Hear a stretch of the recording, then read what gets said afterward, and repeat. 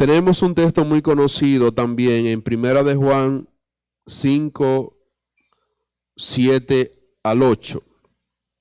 Porque tres son los que dan testimonio en el cielo: el Padre, el Verbo y el Espíritu Santo.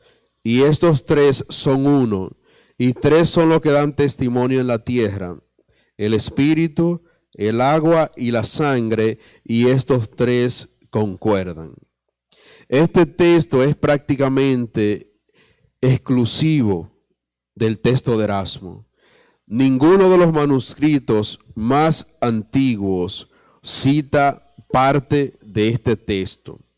Y es la parte que dice: en el cielo, el Padre, el Verbo y el Espíritu Santo.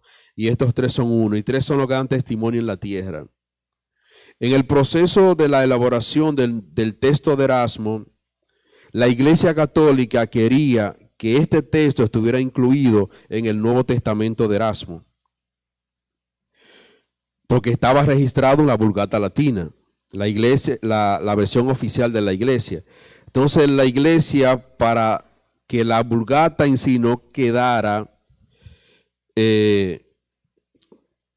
criticada, porque iba a ser criticada de que el texto original no tenía eso, la Iglesia presionó a Erasmo, que era católico, presionó a Erasmo para que lo incluyera. Y Erasmo le dijo: si aparece algún manuscrito que respalde ese texto, lo incluimos en la versión. Y fíjese, hermano, que apareció un manuscrito, pero no del siglo II, ni siglo III, ni siglo IV, ni V, sino un manuscrito posterior, prácticamente casi cercano a la época de Erasmo. Este manuscrito es del siglo XVI. Es el manuscrito numerado 61. También hay un manuscrito, el manuscrito 68, que data del siglo XII, que registra este pasaje, pero está escrito al margen, no está dentro del texto, sino en el margen. El manuscrito 685 del siglo XI también lo registra, pero en el margen. Y las actas del Concilio de Latera en 1295 lo registran. Es decir, que no hay un documento confiable, antiguo y fidedigno que registre este tipo de texto.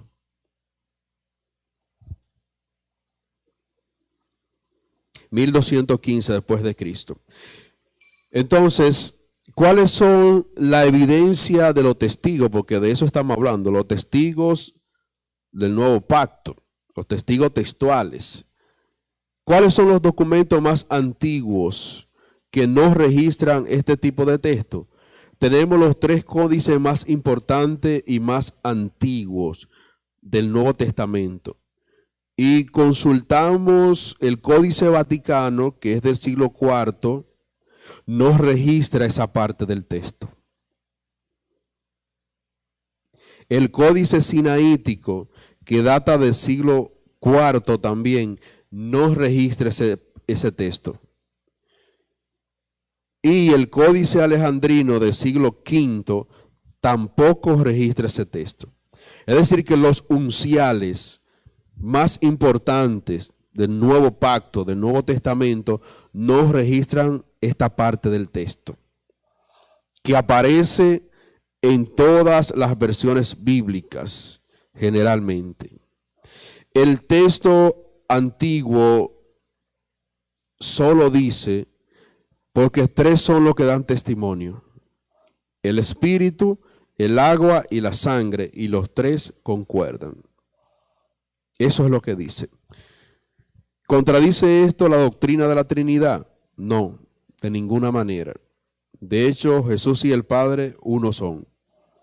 Jesucristo dijo en Mateo 28, en el nombre del Padre, del Hijo y del Espíritu Santo. Y en el momento que Jesús salió del agua cuando fue bautizado, vio el Espíritu Santo que descendía como paloma sobre él, y a la vez escuchó la voz del Padre que decía: este es mi Hijo amado. Es decir, que dentro de ellos hay una unidad, y la Trinidad es bíblica, la triunidad.